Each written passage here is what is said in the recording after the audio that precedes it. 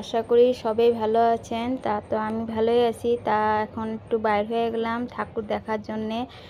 MMD ফ্যামিলিকে সবাইকে স্বাগতম।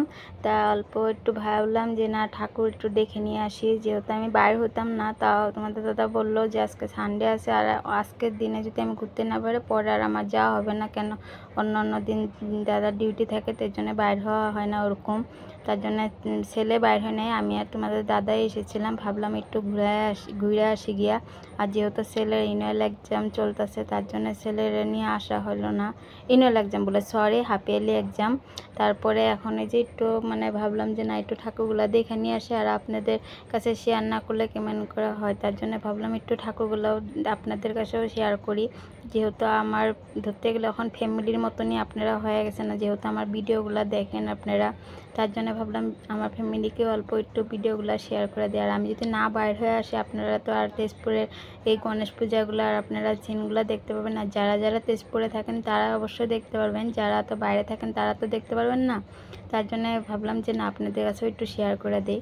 আর আজকাল গণেশ পূজাটা এরকম ফেমাস হয়ে গেছে, মনে হচ্ছে না যে দুর্গা পূজার মতন হয়েছে। কি সুন্দর লাগছে, জায়গায় জায়গায় সব মানুষজন এসেছে, সে হয়েছে। আর এই ঠাকুরটা দেখতে যে দারুণ সুন্দর হয়েছিল। আরও অন্য জায়গায় অনেক পূজা হয়েছে, কিন্তু আমরা অত জায়গায় যাইনি, কেন ছেলের থেকে আমরা আধা ঘন্টা টাইমই নিয়ে আসছিলাম। তার জন্য ভাবলাম যে আধা ঘন্টার মধ্যে জয়টা ঠাকুর দেখতে পাবো, অতগুলো দেখে সিধা চলে যাব গিয়া।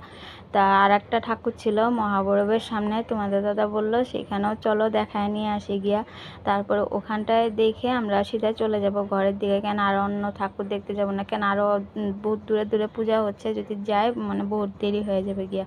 আর যেহেতু ছেলেকে একলা ধুয়ে আসছি, একলা অবশ্য নেই, ঘরে আরও অনেক মানুষজন আছে, আমার শাশুড়ি মা, ননা সোনা সব এসে, তার যেরকম ধুয়ে আসছি, তার জন্য এত একটা ভয় নেই।